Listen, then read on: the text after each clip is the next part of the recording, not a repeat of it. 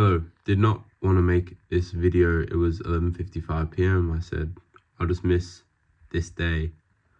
I'll make a video tomorrow. However, I thought to myself the promise I made that if I had the means to, I would make a video every single day.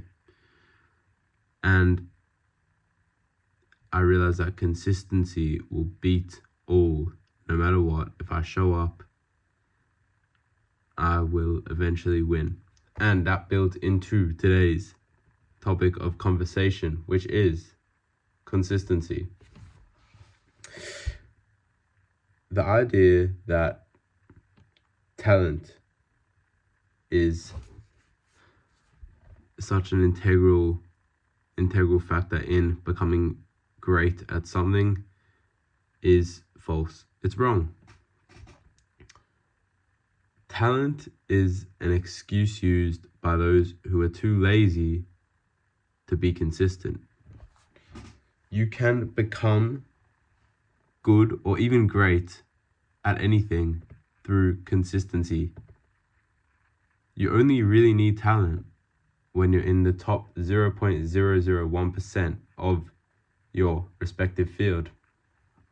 You can become a jiu-jitsu black belt and be better than almost everyone in the entire world at jiu-jitsu by just showing up and wanting to learn. It is all about consistency. You can become, this sort of applies to me right now. I picked up drawing at the moment and I'm not good at all. I suck. I'm getting better day by day, but I suck right now. I am horrible. You would not believe how bad someone can be at drawing. But I realized that if I'm consistent, eventually I'll just get better. If I consistently practice my craft, have passion for my craft, because being passionate and consistent at the same time cannot lose. It's impossible to lose, but eventually I will become better and better and better and learn more techniques, different things, muscle memory, all this stuff. I will become, hopefully, what people would call a good or even great drawer. And it's the same with jiu-jitsu, right? I have a passion for it. I'm consistent with it. Eventually, I'll be really good at it. That's just how it works. I can feel myself getting better. That is just how it works. You know, there's this thing with so many people that they say they're going to do something and then they don't do it. They lie to themselves. Lying to other people is one thing, but lying to yourself is another thing. Conor McGregor, again, I bring up Conor all the time, but he's very, very inspirational in my opinion. He says that I suddenly had all these things where I said in my mind I was going to do them and I didn't do them, and it was weakness for the mind. When you say you're going to do something and you don't do it, it builds weakness of character.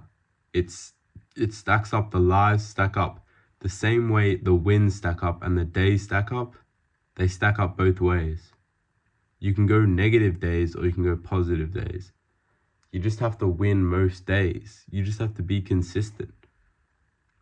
It's interesting, I heard this being put in a certain way, where over the week, think of the week as a 7-game series in the NBA playoffs.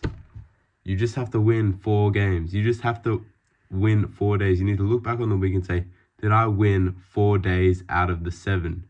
And if you did, then you had a good week because you won the series. You just have to win the series of the week, right? You don't have to win every day because you're not going to win every day. Some days are just going to suck and you're just going to feel low and you're not going to want to do anything, but then you just have to show up and try and win. You just need to try and win. Do your very best. Try and win, you know? You literally have to just stack the wins up. Just continually stack the wins and you will notice progress. It's so interesting when people notice that they are getting better at a craft they all of a sudden want to get better and better at it.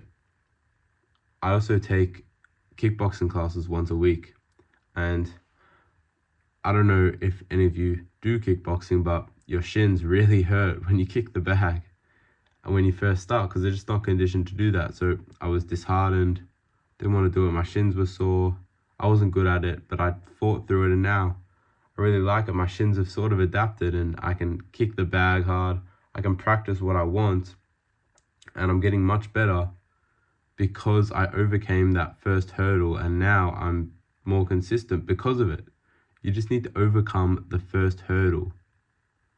Okay, once you overcome the first hurdle, you know you can overcome the hurdle, right? It's sort of the same idea as trapping an ant in a line of water that you draw on the pavement. Once the ant crosses that line of water, they'll never stop crossing it. But if they never cross it, they'll never know. Same way with us. We just need to get over that first initial hurdle, and then we know that we'll be able to get over any other hurdle. And even if you don't, even if you fall, just get back up. You literally can't. All defeat is psychological until death. Just remember that. Guys, that is it for this video, however. I hope you enjoyed. I hope it was interesting, educational.